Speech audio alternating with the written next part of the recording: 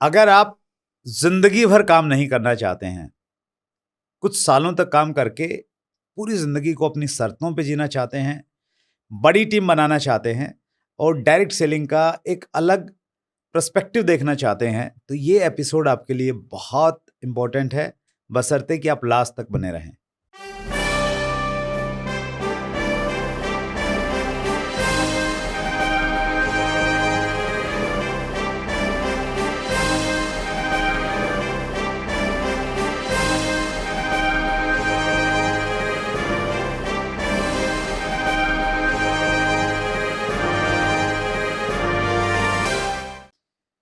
दोस्तों नमस्कार, आदाब, सत श्री अकाल। चैट विद सुरेंद्र वत्स में आप सबका बहुत बहुत स्वागत है।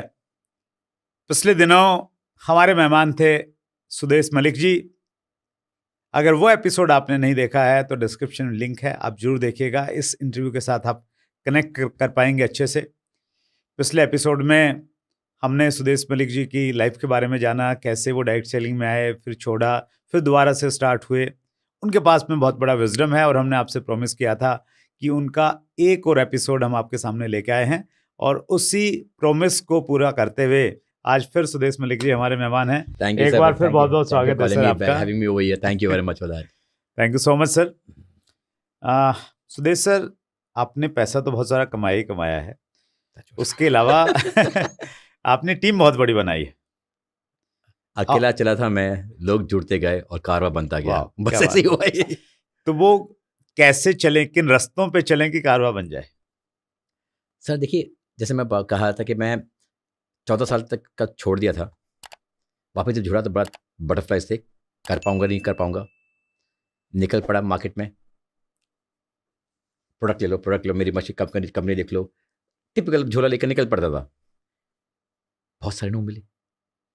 एंड नॉर्मली क्या होता है कि आप जब जुड़ते हो ना तो सबसे पहले अपने फैमिली फ्रेंड्स कर जाते हो, एक्साइटेड, कर रही बढ़िया चीज आ गई देखो, and you can do really good stuff. Jack Ma Alibaba के जो ओनर है, वो हमेशा कहते हैं कि आपको कोई नया कॉन्सेप्ट जब आता है ना आपके हाथ में, आप बहुत एक्साइटेड होते हो और आप अपने फैमिली फ्रेंड्स के पास पहले भागते हो और बताते हो कि भाई ये कॉन्सेप्ट तुम देख लो, और वो आपको पुल डाउन करते हैं कि कहाँ घुस रहा है, क्या बकवास चीज है ये, तो इसमें ये कमी है, वो कमी को झाड़ दे, आपका मोटिवेशन तोड़ देते हैं। वो आपको सुनते नहीं, कितने तो आपकी मजाक भी उड़ाते हैं। और फिर सबका दिखाते कोई एक अननोन पर्सन आता है जो आप पे विश्वास करता है, वहां से आपका एक्चुअली धंधा शुरू होता है। और उस आदमी, जो अननोन आदमी था, वो जब शुरू हो जाता है, उससे काम शुरू हो गया, आप मे भी बहुत बड़े हो जाते हो कभी फ्यूचर में, तो बड़े हो क्या बड़ी बड़ी पार्टियां थ्रो करते हो, बड़ा लाइफस्टाइल होता है आपका, बड़ी पार्टी थ्रो करते हो। उस पार्टी में आपके जितने जो फैमिली फ्रेंड्स ना सब होंगे, वो सब उस टाइम बोलेंगे भाई मुझे पता था तेरे में कुछ गुण है तो आगे बढ़ेगा। मगर वो जो आदमी ना, जो अननोन आदमी था, वो उस पार्टी में नहीं होता है। यही हमारे साथ भी है। जब आप जुड़ते हो ना, सबसे पहले एक्साइटेडली आप अपने फैमिली फ्रेंड्स का जाते हो। मैंने भी ऐसे किया था, सबके नो मिले, सब बोले क्या धंधे में घुस गया है। यहां तक मेरे बच्चे, यू बी सरप्राइज, मेरी बेटियां मुझे बोलती थी ये तो स्कैम सर्च का धंधा है, आप इसमें क्यों घुस गए हो? अच्छा नहीं लगता बोलते कि आप डायरेक्ट सेल में घुसे हुए हो। सुनता था मैं ये, but I knew exactly what I am doing, because here I knew कि मैं कहां चल के रास्ते पे चल रहा हूं। मेरी क्लैरिटी पूरी थी, मेरा वाई बहुत क्लियर था, मेरी रिसर्च बहुत बड़ी क्लियर थी। उसकी वजह से आई वाज स्ट्रांग इनफ तो उनको नाश के बदले में अपने काम करता रहा। बहुत सारे रिजेक्शन मिले, बट इवेंचुअली एक यस मिला, एंड वो यस से it went on and went on and went on and went on. वैसे ही चलता है। तो घर से शुरुआत करें, और मुझे ऐसा लगता है घर से शुरुआत इसलिए भी करनी चाहिए सर कि वहां जब घर वाले कोई ताना मारते हैं, कोई ऐसी बात चुभा देते हैं, तो आपके लिए कारण बन जाती है कि यार अब तो करना ही करना है, अब तो करके ही कर दिखाना है। और मेरा मानना है कि जब तक कोई इमोशन आपका कनेक्ट नहीं होगा ना करने के कारण में, तब तक बड़ी प्राप्तियां नहीं होती हैं। मैं अक्सर एग्जांपल देता हूं कि गांधी जी ने देश की आज़ादी के लिए बड़ा काम किया, लेकिन उसमें वो घटना बड़ा रोल प्ले की होगी। मुझे ऐसा लगता है कि जब गांधी जी को दक्षिण अफ्रीका में अंग्रेज़ों ने ट्रेन से बाहर प्लेटफॉर्म पे डाला था, तो कहीं ना कहीं गांधी जी ने बोला था, हम सुनते हैं कि ऐसा उन्होंने बोला था कि भाई तुमने मुझे ट्रेन से बाहर फेंका है और एक दिन मैं तुम्हें हिंदुस्तान से बाहर फेंक दूंगा। तो वो जो एक इमोशन जुड़ गया ना, कनेक्शन जुड़ गया कि इसलिए मैंने हिंदुस्तान को आज़ाद करवाना है, तो वो कहीं ना कहीं बड़ा काम कर गया। तो वैसे ही जब हमारे फैमिली वाले लोग बोलते हैं ना कुछ, तो फिर जज्बा जाता है कि नहीं, करके दिखाता हूँ मैं। आपको कुछ ऐसी घटना याद आ रही है, कोई ऐसा डायलॉग याद आ रहा है? ऐसा है कि हमेशा कोई आगे बड़ी सक्सेस के लिए, बड़ा विक्ट्री के लिए इमोशनल ट्रिगर इंपॉर्टेंट होता है। तो आप जो बातें कर रहे हैं वो गांधी जी की बात ही, उनका इमोशनल ट्रिगर होते हैं यहाँ पर कि तुमने मुझे ट्रेन से निकाला, मैं तुम्हें देश से निकालूंगा, वो ट्रिगर था, राइट। तो हमेशा ये जिद पकड़ने के लिए कोई ना कोई इमोशनल ट्रिगर आता है। तो मेरे लिए इमोशनल ट्रिगर जुनून का एक, मैंने घुस गया अंदर, तो मेरा ये था कि भाई I was to safeguard my name, right, कि भाई अभी अंदर घुस गया हूं, I can let it go. लोगों ने मजाक उड़ाई कि भाई क्या कर रहा है, कैसे कर रहा है, you could have done much better. My friends the ones जो 100 करोड़ का धंधा कर रहे हैं, 200 करोड़ का धंधा कर रहे हैं, और मैं ये झोला लेके डेमो देता फिर लोगों को हंसते थे। बट ट्रिगर था, क्लैरिटी थी, for me it was my name. तो सबका कुछ ना कुछ होता है जो which will hold you back. तो हर आदमी को वो चेक करना कि वो क्यों कर रहा है, उसका क्या मकसद है। That's why is important. That's great. आपने ऑल ओवर इंडिया में टीम बनाई है सर। बड़ी टीम बनाने के लिए क्या सिस्टम, क्या पैटर्न होना चाहिए? सबसे पहले तो मैं सबको अपनी टीम को ही बोलता हूँ कि संन्यास ले लो। अच्छा, क्या बात। मैं अपने टीम को कभी बोला कम से कम 2 साल का संन्यास ले लो, कम से कम। घर से निकल जाओ, बोलो कि भाई मुझे भूल जाओ। मैंने ऐसे किया था, मैं बोल देता घर से भूल जाओ, घर वालों को बोला कि अपने लिए मुझे भूल जाओ 2 साल के लिए, बिकॉज ये 2 साल में जो काम कर डालूंगा ना, वो मेरे 2 जनरेशन तक संभाल लेगी। क्या बात। तो वो ये जिद से बाहर निकलो और पूरा संन्यास ले लो। सब I normally give a simple example. आप कभी देखो ये जो अपने सिविल के एग्जाम के लिए जो बच्चे पढ़ते हैं, क्या करते हैं बेचारे, वो लोग तो सब कुछ छोड़ छाड़ के आ जाते हैं, बिल्कुल पागल हो जाते हैं। घर में शादी हो रही है, बर्थडे हो रहा है, उनको अपने शहर भी छोड़ देते हैं, कोई अलग शहर में जाके पढ़ रहे होते हैं, सुबह से शाम तक पढ़े रहते हैं। क्यों? क्योंकि अगर लग गया तो जिंदगी बन जाएगी। उधर देखो, उधर की आयरनी देखो, पिछले साल मैं फिगर देखा था, कुछ 11 लाख लोगों ने अप्लाई किया था फॉर 1000 सीट्स। यानी कि इतनी सारे लोगों ने अप्लाई किया इतनी जगह के लिए। हमारी इंडस्ट्री में तो इतने लोग अप्लाई कर रहे हैं इतनी सारी जगह के लिए। तो जगह बहुत है। आप में वो जुनून होना चाहिए। क्या आप रेडी हो अपने आप को सेक्रीफाइस करने के लिए, अपना कुर्बानी देने के लिए? कुर्बानी मांगती है आपकी सक्सेस। क्या आप उसके लिए तैयार हो? तो कुर्बानी दीजिए सबसे पहले। और अपने स्टार्टिंग में वही जो बेसिक्स है वो फॉलो कीजिए जी। लिस्ट, इनवाइट, अपने टीम बनाओगे, वे टीम को नर्चर करना, ये रेगुलर प्रोसेस होना चाहिए फॉर वेरी लॉन्ग टाइम। कम से कम 2 साल तो मिनिमम चाहिए। अगर ज्यादा दे सकते हो तो बड़ी अच्छी बात है। आपने तो 5 साल छोड़ दिया, संन्यास ले लिया था, इसीलिए आप यहाँ बैठे हो सर। अच्छा, मैं आपसे पूछता हूँ, आप हमेशा सबसे क्वेश्चन पूछते हैं, मैं आपसे पूछता हूँ, प्लीज। अगर आपने ये 5 साल का संन्यास नहीं लिया होता, आपने इससे 5 हफ्ते का लिया होता, तो क्या होता? यस, मेरी एक ऑडियो आई थी सर उस जमाने में, जब ऑडियो का जमाना था, 45 साल या 5 साल, और वो इसी चीज़ पे आधारित थी कि जो 45 साल में हम ट्रेडिशनल बिजनेस में और जॉब में नहीं कर पाते हैं, वो हम डायरेक्ट सेलिंग में कर सकते हैं। लेकिन वो 5 साल आपको, पागलपन वाले 5 साल आपके होने चाहिए, तबीयत के साथ आपको देने पड़ेंगे। आपने तो 2 में ही कर लिया, हमारी थोड़ी स्पीड ढीली थी तो हमें 5 साल लग गए। सो मेरा ये मानना है सर, बड़ा टफ टाइम था वो 5 साल को, अगर मैं याद करता हूँ, और स्पेशली पहले जो 2 साल थे, 2 साल काम करने का परिणाम सुदेश सर मेरे साथ ये था कि मेरे ऊपर में 2 लाख रुपए का कर्जा था, और वो भी कर्जा प्राइवेट फाइनेंसर का था। बैंक लोन नहीं था कि इंटरेस्ट कम देना पड़ता था, और मेरे ऊपर बहुत बड़ा प्रेशर था, और मैं एक ऐसे दोराहे पे खड़ा था। मैंने डिसाइड करना था कि मैं डायरेक्ट सेलिंग को छोड़ दूं, केबल टीवी का काम करता था पहले, अपने केबल टीवी में चला जाऊं, या दूसरा ऑप्शन ये था कि मैं डायरेक्ट सेलिंग ही करता रहूं और यहीं से ये 2 लाख रुपए का कर्जा भी उतारूंगा और आगे की ज़िंदगी भी मैं इसी से आगे लेके जाऊंगा। तो परमात्मा ने मुझे सद्बुद्धि दी कि नहीं यही कर, यहीं से कुछ हो सकता है, केबल टीवी में चला गया तो वहाँ से कुछ ज़्यादा कुछ होने की संभावना नहीं है। तो मैं अगर छोड़ देता, ये आपने बोला कि 5 हफ्ते ही करता, तो कुछ भी नहीं होता। जैसे लाखों करोड़ों लोगों के साथ डायरेक्ट सेलिंग में आ रहा है, कभी पॉजिटिव कभी नेगेटिव, और फिर ब्लेम करते रहते हैं। तो मैं भी ब्लेम कर रहा होता, मैं भी बोलता कि यार डायरेक्ट सेलिंग मैंने करके छोड़ दिए कुछ नहीं होता। तुम तो आज 2024 में कर रहे हो, तो मैंने तो 2001 में कर ली थी, तो कुछ नहीं होता, बेकार होता। तो ज्ञानी बन जाता सर मैं भी। बस एग्जैक्टली सही बोला आपने, ज्ञानी बन जाते। आज की तारीख में यही है। I'll give you a good thing which I normally talk about, कि जब मैंने 1998 में शुरू किया था ना नेटवर्क मार्केटिंग, राइट, उस टाइम डायरेक्ट सेलिंग में मैं जब देखता था कि स्टूडेंट बहुत थे, स्टूडेंट बहुत ज़्यादा थे, सिखाने वाले टीचर बहुत कम थे। आज की तारीख में देखता हूँ ना, टीचर बहुत है, स्टूडेंट बहुत कम है। सबके पास इंफॉर्मेशन का भंडार है, ज्ञान किसी पास भी नहीं है। वो उनके आचरण में वो कुछ लगती ही नहीं है। वही मेजर इशू रहा आज की तारीख में। तो बेसिक्स उसको फॉलो करोगे, चाहे कितना भी मंडेन लगे, वही आपको आगे ले जाएगा। और मेरी एक और सोच डेवलप हुई है सर पिछले कुछ दिनों में, कि पैसे के लिए आप जिंदगी भर काम मत करो। एक बार 2, 4, 5 साल जो भी धंधा आप कर रहे हैं, अगर डायरेक्ट सेलिंग से बाहर वाले भी हैं, तो जैसे आपने एग्जांपल दिया ना, जो सिविल सर्विसेज की तैयारी करते हैं 2-3 साल लगा देते हैं एक बार, फिर जिंदगी ऐस में। तो वैसा ही कोई भी काम है, उसमें अगर 2-4 साल लगा दिए ना सर तबीयत से, स्टूडेंट ने अगर पहले 2-4 साल अच्छे से लगा दिए, जो उसका एक बार बेस बन गया, तो बेस फिर पूरी ज़िंदगी उसका आगे लेके जाएगा स्टूडेंट लाइफ में।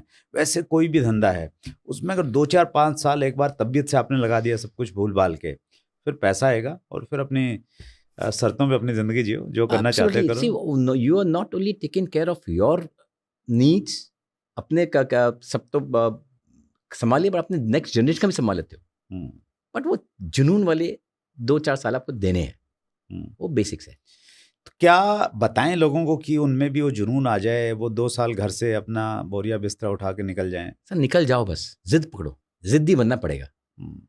जब आप कोई स्पोर्ट्समैन को देख लो, जब तक वो जिद्दी नहीं बना, उसने कुछ अचीव नहीं किया। कोई पॉलिटिशियन को देख लो, कोई सेलिब्रिटी को देख लो, जो एक्टर्स वेक्टर्स हैं, सबकी आप लाइफ स्टाइल देखो। आज देखो अमिताभ बच्चन की स्टोरी देख लो, धर्मेंद्र की देख लो, या किसी भी अक्षय कुमार की देख लो, ये सबके आज हम उसका लाइफ स्टाइल सक्सेस के बाद देख रहे हैं। यस, उनके पहले की स्टोरी देखो तो वही है ना, सब जिद्दी पकड़े बैठे थे, राइट।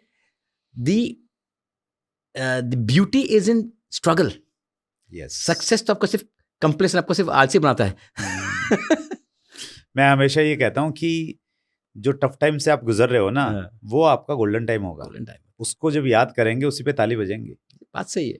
ताली इस पे नहीं बजेंगी कि आपके पास में कौन सी गाड़ी है, आपके पास में ताली तब बजेंगी कि जब आप ठंड में जनरल कंपार्टमेंट में आप जा रहे थे, किसी ने बैग भी चुरा लिया, आपके पास में कुछ भी नहीं था, फिर भी आपने सोचा कि नहीं, मैंने जाना है, मीटिंग दी है तो कमिटमेंट पूरा करूंगा। एब्सोल्युटली, वही तो वो जो कहानियां हैं, तो वही लोग वही कहानियां हीरो बनाती हैं। एब्सोल्युटली यस, सक्सेस के टाइम में तो वो जस्ट टाइम पास है वो तो। That's great. सो 2 साल का कमिटमेंट भी कर लिया। हाँ, अब जब कमिटमेंट करते हैं, उतार चढ़ाव तो आएंगे। कई बार लगेगा कि बहुत सही जा रहा है, कई बार लगेगा कि यार कुछ नहीं हो रहा, मेहनत भी कर रहा हूँ, और अंदर से विचार आएंगे कि अगर नाकामयाब हो गया तो उस समय कैसे कंट्रोल करें, कैसे पॉजिटिव रखें अपने आप। सर वही ना, अगर आपकी वाई क्लियर होता है ना, तो आपको वो निकल जाता है। आपका जितने बड़े ऑब्स्टिकल आपकी लाइफ में आते हैं, आप क्रॉस करके निकल जाओगे। आपका वाई क्लियर नहीं ना, एक छोटा सा बम्प आपको बहुत बड़ा दिखाई देगा। यस, आपके पास ऐसे कठिनाई आएगी कि पैसे नहीं है, आप रास्ता निकालोगे, आप रास्ता निकालोगे, राइट। आपके पास बहुत सारे एग्जाम्पल्स होंगे, मेरे पास 50,000 एग्जाम्पल है जहाँ पर लोगों के पास ज्वाइन करने के पैसे नहीं थे, ट्रैवल के पैसे नहीं थे। उन्होंने अपने वाइफ के ज्वेलरी बेची या गिरवी रखी, अपनी ज़मीनें बेची है, काम किया, उसके बाद आज BMW में घूम रहे। और वो सब बाइक में चलाने के पेट्रोल के पैसे नहीं थे। सबके स्टोरीज ऐसी है जी, राइट। बट उनकी अब उन्हीं को देख लो ना, they had 2 ways to think about। या तो काम करते रहे, ऑब्स्टिकल जो प्रॉब्लम है वो आज की टेम्पररी प्रॉब्लम है, उसको सॉल्व करके आगे बढ़ना है, या उसके यार नहीं हो सकता मेरे से, मेरे को ये प्रॉब्लम वो प्रॉब्लम, उसमें दब गए। Adversaries will either break you or make you. बुरा वक्त आपको या तो बहुत ज्यादा स्ट्रांग बना देगा या आपको तोड़ डालेगा. वो डिसीजन आपको लेना है. आप कैसे रिएक्ट कर रहे हो, तो आएगा ये टाइम पर, उस पर आपको डटे रहना है. राइट. और इंडिपेंडेंटली काम करना है. अपलाइन के भरोसे ज्यादा मत रहो. एवरीथिंग शुड बी, आपका धंधा के हर चीज आपके हाथ में होनी चाहिए. From your log in to taking care of team. बार बार कि मैं आप क्लोजिंग के लिए अपलाइन को लेकर, क्यों लेकर जाओगे यार? जितनी जल्दी उनको छोड़ोगे उतना बेटर रहेगा. That's great. डायरेक्ट सेलिंग की जो परसेप्शन है सर, उसको बदलने का समय है. पिछले दिनों एक प्रोग्राम में हमने परवीन खंडेलवाल जी को बुलाया. परवीन खंडेलवाल जी मेंबर ऑफ पार्लियामेंट हैं दिल्ली से, चांदनी चौक से. एक इन हाउस मीटिंग थी. हम लगभग 25-30 इंडस्ट्री को रिप्रेजेंट करने वाले लोग बैठे थे. तो उन्होंने बोला कि भाई देखो, आप सबको डायरेक्ट सेलिंग की परसेप्शन चेंज करने पे काम करना पड़ेगा. और वो बहुत सपोर्ट करते हैं हमें. उन्होंने चूंकि direct selling as a direct seller भी किया है उन्होंने, और वो कैट के प्रेसिडेंट रहे हैं, एक बड़ी ऑर्गेनाइजेशन है देश की, तो उस नाते भी वो जानते हैं चीज़ों को. तो उन्होंने बोला कि देखो, मैं तो संसद में कुछ बात कर सकता हूँ, लेकिन ज़्यादा प्रभाव आप लोगों का है फील्ड में. जब तक आम जन में डायरेक्ट सेलिंग को लेके अच्छी निगाहों से लोग नहीं देखेंगे, तब तक चीज़ें अच्छी नहीं होंगी. तो अगर इस परसेप्शन को हमने चेंज करना है, एक आम व्यक्ति क्या कंट्रीब्यूट कर सकता है, एक आम डायरेक्ट सेलर क्या कंट्रीब्यूट कर सकता है? वोकल हो इसके बारे में. प्रॉब्लम क्या हो जाता है कि जो अनसक्सेसफुल बना है, अनसक्सेसफुल ये नहीं कि भाई इंडस्ट्री रॉन्ग है, उसके एफर्ट्स कम रहे. जैसे आप एकदम बोलते कि 5 हफ्ते में आप पैकअप कर लेते, तो आप एक्सक्यूज दे रहे होते जी. राइट. तो ये वो एक्सक्यूज देने वाली बहुत बड़ी संख्या है, and they are very vocal about it.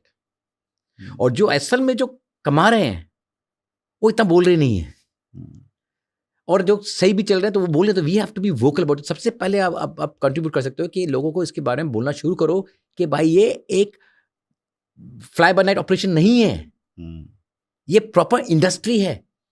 इसमें बढ़िया करियर बन लेके चलो. एक भाई 6-8 महीने में करोड़पति बनने का सिस्टम नहीं है ये. कंसिस्टेंटली काम करना. तो ये नैरेटिव आपको, जब तक हम लोकल आदमी, जो हमारे जो नए लोग जुड़ रहे हैं, वो बोलना शुरू नहीं करेंगे, राइट, तब तक ये नहीं होने वाला है. यस, आप लोग जैसे आप हैं, आपने खंडेलवाल जी की बात की, और काफ़ी सारे आपके ऑर्गेनाइजेशन है जो है बढ़िया काम कर रहे हैं. फ्रॉम गवर्नमेंट लेवल्स में आपने बहुत बढ़िया काम कर रहे हैं. आप अपनी तरह से ये जो चैट शो चला रहे हो, उसका वही कर रहे हैं आप सर. राइट. बट वो आप अपनी तरफ से कर रहे हो. बट जो आपने बात की कि भाई जो नए लोग जुड़ रहे हैं, उनका क्या कॉन्ट्रीब्यूशन होता है, उनके लिए इंडस्ट्री में यही कॉन्ट्रीब्यूशन हो सकता है. इसके बारे में बात करें. इसके बारे में थोड़ा. और बिकॉज मोस्टली पीपल को क्या इश्यू में देखता हूँ ना, उनका मिसकंसेप्शन बहुत ज्यादा है जी. Because let's face it, I will not like to name anybody, but then आप यूट्यूब खोल दो, MLM के धज्जी उड़ाने वाले की लाइन लगी हुई है जी. And some of them are really big names. But the fact is, वो तो या तो आधी सच बोल रहे हैं या कोई गलती बोल रहे हैं. नहीं, उनको तो सर सब्सक्राइबर बेस दिख रहा है अपना. एब्सोल्युटली. कि MLM की बात करेंगे तो बहुत सारी जनता इसकी है, बुराई करेंगे, इसकी बात नहीं, उसकी बुराई करेंगे तो बहुत हमको बहुत लाइक्स मिलेंगे. यस. राइट. वो एक्चुअली उसका प्रोसेस नहीं दिखा रहे. यस, आई विल नॉट से कि यहाँ पर कोई गलत आदमी नहीं है. एक बात बताइए, कौन सी इंडस्ट्री में गलत आदमी नहीं है? Right. They all talk, there are a lot of people who talk wrong things in every industry, not only in this industry. True. But we are a soft target. We are a soft target. इसलिए इसके बारे में wrong बोलने वाले बहुत सारे हैं. तो we have to stand up and talk about कि नहीं है, तुम गलत बोल रहे हो. जब तक ये नहीं बोलना शुरू करेंगे, हम लोगों के नैरेटिव चेंज नहीं कर पाएंगे. एंड ऑनेस्टली एक बात बताऊं, आप लोग की हार्ड वर्क दिखाई दे रहा है मार्केट में. लोगों का परसेप्शन आस्ते आस्ते चेंज हो रहा है, पर उस पर और भी बहुत सारा काम करना बाकी है. नहीं, मेरा तो प्रयास ही रहता है सर, जो भी इनिशिएट कर रहा है किसी भी रूप में, तो हम बहुत उसको सपोर्ट करते हैं, हमारी पूरी टीम. जैसे सोलनी यूनिवर्सिटी हिमाचल प्रदेश में, उसने डायरेक्ट सेलिंग पे MBA और BBA स्टार्ट किया. तो उनके कार्यक्रम को हमने यहाँ पे लॉन्च किया. हमारा जो 100 एपिसोड था, तो उनके जो वाइस चांसलर हैं वो हमारे यहाँ पे आए, और उन्होंने बोला कि भाई हम डायरेक्ट सेलिंग के ऊपर में डिप्लोमा लेके आ रहे हैं. तो शुरुआत की थी उन्होंने, फिर MBA और BBA लेके आए, और अब बहुत सारे अवार्ड्स होने लग गए हैं डायरेक्ट सेलिंग पे, मैगजीन आने लग गई हैं. तो ये अच्छे सिम्टम है, और फिजा बदलेगी सर. Absolutely sir. आप लोग जैसे काम कर रहे हो, डेफिनेटली फिजा बदलेगी. एंड अगेन हर एक नेटवर्कर को, हर एक डायरेक्ट सेलर को वोकल होना पड़ेगा, इसके बारे में बात करना पड़ेगा. एक पहलू को लास्ट में मैं छूना चाहता हूँ. डायरेक्ट सेलिंग को कुछ लोग उतना सीरियस नहीं लेते हैं, सोचते हैं तो टाइम पास है और पता नहीं कब कंपनी चली जाएगी, कब क्या हो जाएगा. तो उस प्रकार का एक नैरेटिव है कहीं ना कहीं. आपने बताया आपके बड़े भाई साहब ने, उपदेश जी ने आपको डायरेक्ट सेलिंग में इंट्रोड्यूस किया और दुर्भाग्य से वो इस दुनिया को छोड़ के चले गए. उपदेश जी की फैमिली को उनके द्वारा किए गए काम का लाभ मिल रहा है, उनको इनकम आ रही है, और अगर आ रही है तो परिवार में क्या परिस्थितियां बदली? सर द फैक्ट बात ये है कि when my brother was there, right, वो हार्डकोर नेटवर्क करता दिल से नेटवर्क करता है, हार्डकोर नेटवर्क करता है. एंड उनके जो बेटियां थी उस time they were anti MLM, anti direct selling, कि यार ये गलत चीज़ है, इसमें नहीं रहना चाहिए. एंड हमारे प्रोडक्ट्स भी पापा ने दे दिए तो यूज़ कर रहे हैं, वरना नहीं यूज़ करना है यार. वैसा था. बट उनके जाने के बाद, right, and his daughters were basically in corporate world, company में, बड़ी कंपनी में काम कर चुके हैं. दे एक बिजनेस करते हैं, बहुत बड़ा बिजनेस है उसका खुद का. दूसरे वो corporate world and well educated, अच्छा कंट्रोल कर सकते थे. बट उनके जाने के बाद उन्हें पहली बार डायरेक्ट सेलिंग को, पापा का सपना था, पापा का ये बनाया हुआ है. एंड कंपनी वॉज ग्रेसफुल कि पूरा जो सिस्टम था जैसे हैंड ओवर कर दिया. तो basically again putting a message across कि ये अपना काम अपने लिए नहीं कर रहे, अपने नेक्स्ट जनरेशन के लिए कर रहे. तो चाहे उनकी बेटियां उस टाइम एंटी डायरेक्ट सेलिंग थी, पर फिर भी कंपनी ने पूरा उनका कि आपके पिताजी ने अब तक यहाँ तक लिखा है, इसके बाद ये आपकी मर्जी, आपको कहाँ लेके जाना है. Of course they join in and they realise के ऑफ कोर्स पापा ने बहुत अच्छा सेटअप बना के गए हैं, and they took off from there. और उसको भी उससे भी आगे ले गए अभी तो, एंड फुल टाइम भी कर रही है इसको. तो उनका परसेप्शन बाहर से वो बहुत डिफरेंट दिख रही थी. आप जब परसेप्शन की बात करते, जब भारतीय और पापा कर रहे हैं, पापा को मुझे मत करो, मैं भी मुझे मना करते, चाचा मत करो. बट जब खुद घुसी, दे रियलाइज कि it's a fantastic good stuff यार, इसमें तो बहुत बढ़िया चीज़ है. दूसरे ने, छोटी वाली ने, उनकी जो है नेहा, उन्होंने अपना जॉब अब छोड़ दिया फ्रॉम कॉर्पोरेट वर्ल्ड. दूसरी का बिजनेस बड़ा था, वो बिजनेस के साथ साथ मेजर टाइम नेटवर्क मार्केटिंग में दे रही है. बिकॉज यहाँ पर जो मिलता है ना, आपको नए नॉर्मल धंधे में नहीं मिल सकता. यस, मुझे भी एक एग्जांपल ध्यान आ रहा है सर. एक बड़ा नाम है हमारी इंडस्ट्री में, सतीश पंडित. उनका ऑडियो है बहुत सारा यूट्यूब पे, आप सुनिएगा, आपको बहुत अच्छा लगेगा. उन्होंने 2002 में वो डायरेक्ट सेलिंग में आए, मेरे साथ ही उन्होंने ज्वाइन किया, और 2005 में वो एक्सपायर हो गए. He was a great person, बहुत अच्छी एजुकेशन उन्होंने दिया है. सो जब उनका डेथ हुआ तो फैमिली वाले लोग चिंतित हो जाते हैं, बच्चे छोटे थे. तो उनकी डेथ के बाद में हम सब लोग उनके घर पे थे. तो 13 दिन का एक कार्यक्रम होता है, 13वीं के बाद में सब लोग बैठे हुए, परिवार वाले लोग. अब सबको चिंता है कि बच्चे छोटे हैं, आगे क्या होगा, कैसे होगा. तो और पंजाब में थोड़ा कल्चर है, वो पंजाब से थे, होशियारपुर से. तो उनके ब्रदर हैं, बाहर रहते हैं, कोई कनाडा रहते हैं, US रहते हैं, वो सब आए हुए हैं, तो सब चिंता कर रहे हैं. तो मैं उनको बता रहा हूँ कि पैसा तो आ जाएगा, क्योंकि इन्होंने नेटवर्क बनाया, टीम बनाई है. तो वो मानने के लिए तैयार नहीं है कि जब वो बंदा ही नहीं रहा, वो काम ही नहीं करेगा, तो पैसा कहाँ से आएगा, कैसे आएगा, कंपनी ऐसे कैसे देगी और कब तक देती रहेगी ऐसे. तो मैं फिर भी उनको कन्विंस नहीं कर पाया, लेकिन मैंने उनको बोला कि पैसा तो आ जाएगा, हमें आप थोड़ा सा मेंटली स्ट्रॉन्ग आप दीजिए, परिवार का, फैमिली का एक रोल होता है, वो आप निभाइए, बाकी पैसा तो यहाँ से आ जाएगा, मैं श्योर करता हूँ. और 2005 पे वो एक्सपायर हुए थे सर. अभी 2024 है. 19 सालों से हर महीने उन्होंने जो काम किया था उसकी वजह से उनकी फैमिली को इनकम जा रही है. This is what exactly happened. And then I'll just like to add to this. मैं अपने बेटियों का, मेरे भाई की बेटियों की बात कर रहा था, मैं भतीजे का, कि once they got into this business, 6-8 महीने वो उन्होंने अपने ट्रेनिंग भी लिया कि भाई अंडरस्टैंड द इंडस्ट्री, कि क्या है, उसके बारे में सीखूं. वो जब सीख रहे थे तभी उनकी प्रमोशन हो गई. अच्छा, मतलब उपदेश जी ने से का जो लेवल नहीं था, उनकी डेथ के बाद में अप हो गया. उन्होंने मेरे भाई ने अपनी वाइफ लता जी के भी उन्होंने आईडी लगाई थी, बट वो खुद ही काम करते थे, उनका भी उन्होंने लेवल बढ़ा दिया. Right, so this is what exactly happened. And पहले वो लोग बाहर से देख रहे थे, उनको बहुत स्कैमिंग लग रहा था, बट अंदर से आने का this is the noblest business you can ever do. बाहर बात करने वाले बहुत हैं, वो कहते हैं ना कि समुद्र को अगर ऊपर से देखोगे तो झाग नजर आएंगे, आप उसकी गहराई में जाएंगे तभी आपको मोती मिल सकते हैं। तो गहराई में कहीं ना कहीं उतरना पड़ेगा, डूबना पड़ेगा। और आपके पास बहुत गहराई है सर इंडस्ट्री की उपदेश सर, वो एक इंटरव्यू में तो क्या 2 में भी नहीं समा पाएगी। उसके लिए तो हमें सीरीज ऑफ इंटरव्यूज करने पड़ेंगे। सर आप बहुत बढ़िया काम करेंगे, आप जब भी बुलाएंगे हम आ जाएंगे। You just have to give me a call and I'll be there. और ठीक है सर, मेरी तो एक ही टैगलाइन रहती है कि डायरेक्ट सेलिंग को उस मुकाम पे लेके जाएंगे जिसकी ये हकदार है, और आपका साथ चाहिए और मिलकर करेंगे sir. Thank you sir, thank you very much, thank you for having me over here, thank you very much, thank you. So ये थे Sudesh Malik ji, direct selling industry का एक जाना पहचाना नाम। बहुत सारी विजडम है, बहुत सारा अनुभव है। अगले मंगलवार को रात्रि 8 बजे फिर एक बड़ी शख्सियत से मुलाकात होगी। अपना ख्याल रखिएगा। बहुत बहुत धन्यवाद।